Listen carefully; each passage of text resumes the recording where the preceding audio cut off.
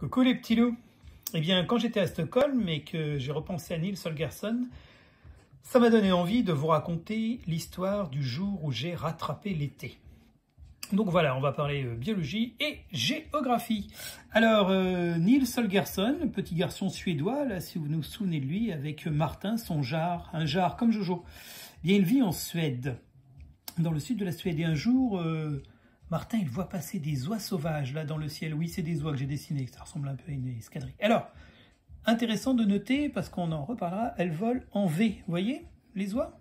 Si vous avez un éducateur sous la main, vous pouvez lui demander pourquoi. Ça l'occupera 5 minutes. Du coup, Nils, qui a été rendu tout petit par une malédiction, eh bien, il voit Martin qui veut suivre les oies sauvages. Il essaye de l'en empêcher et il se retrouve à suivre les oies sur le dos de Martin qui s'est envolé malgré tout. Parce que les oies, elles vont vers le sud, puisque l'hiver arrive et là, elles habitent en Suède. Alors, si on va plus au nord, je l'ai écrit là, c'est la Finlande. Oui, c'est pas très lisible. Voilà, donc... Mon histoire, c'est justement l'histoire pour suivre ces oies sauvages qui vont vers le sud. Alors, pourquoi elles y vont? Regardons ça. Eh bien voilà, alors ça, croyez-moi sur parole, c'est la Terre. Et le nord, le sud, et vous voyez, c'est penché, c'est pas tout droit. Et c'est très important le fait que la Terre, l'axe de la Terre soit penché, parce que ça fait qu'il y a des saisons. Alors les saisons, c'est-à-dire qu'en juillet, fin juin, début juillet. Vous voyez, Nils, il habite là en Suède, pour cette hauteur, nous on est juste en dessous. Ben, Nils et les oies sauvages et Martin le jar, ils sont là parce que le soleil, il éclaire plus cette partie de la Terre et donc c'est l'été, ici, dans la partie nord. Vous voyez, alors, il y a une ligne imaginaire ici qu'on appelle l'équateur, qui sépare la Terre en deux. C'est une ligne imaginaire. Hein. Eh bien, quand c'est l'été chez nous, parce que nous on habite dans la même région que Nils, juste en dessous de lui, eh bien, c'est l'hiver pour ceux qui habitent dans le sud, dans l'hémisphère sud. Et puis, quelques mois plus tard, ben, tout change quand on arrive en décembre. Alors, j'essaie de vous les montrer comme ça. Quand on arrive en décembre,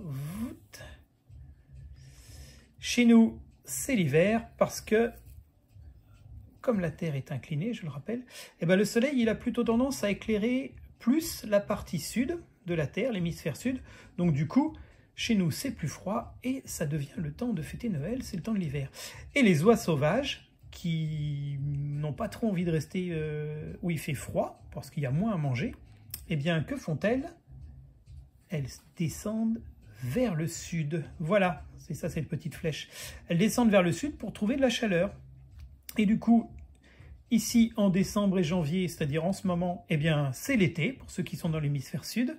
Et puis chez nous, ben, c'est l'hiver. Mais dans quelques mois, dans 6 mois, 5 mois, ça sera l'été chez nous. En juillet, ça sera l'hiver pour ceux qui sont dans l'hémisphère sud. Et du coup, les oies sauvages, elles vont en profiter. Alors, il n'y a pas que les oies qui font ce trajet-là. J'ai dessiné celui des oies. Mais il y a plein d'autres oiseaux qui font ça. Ça s'appelle la migration. D'accord? La migration. Ce sont des oiseaux qui vont suivre l'été. En allant vers le sud quand c'est l'hiver chez nous. Et elles vont remonter vers le nord quand c'est l'été chez nous. Alors, je vous raconte ce moment où j'ai rattrapé l'été. Alors, c'était un jour où avec ma petite moto, là, je roulais, je venais de sortir d'Albanie, j'arrivais en Grèce.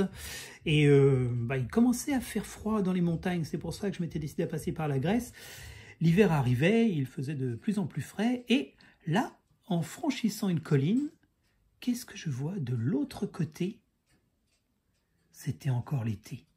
Il faisait beau, la mer était bleue, petit voilier. Vous vous souvenez, il y avait encore des olives dans les arbres. J'ai aussi vu des oranges dans les arbres. Et puis, regardez, on voit les oies qui sont plus loin que moi, qui ont pris de l'avance, mais qui vont vers le sud. Parce que moi, justement, je me dirige à ce moment-là vers le sud, vers la Grèce. Et derrière moi, c'est le nord, donc l'hiver. Eh bien, ce jour-là, en franchissant cette petite colline, je me suis retrouvé à rattraper l'été. Alors, ça n'a pas duré, hein, puisque l'hiver me suivait et j'étais pas descendu assez au sud.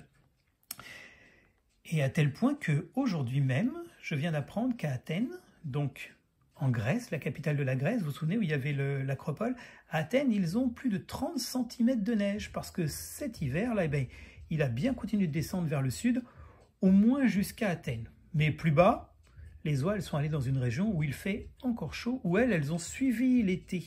Moi, avec ma moto, je ne pouvais pas aller aussi loin ni aussi vite qu'elle.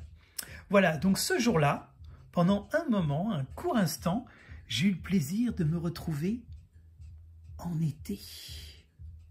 Et puis après, quand je suis remonté ici, il faisait bien froid, mais c'est chouette aussi l'hiver parce que l'hiver, c'est les bonhommes de neige, le sapin de Noël, enfin plein de choses bien.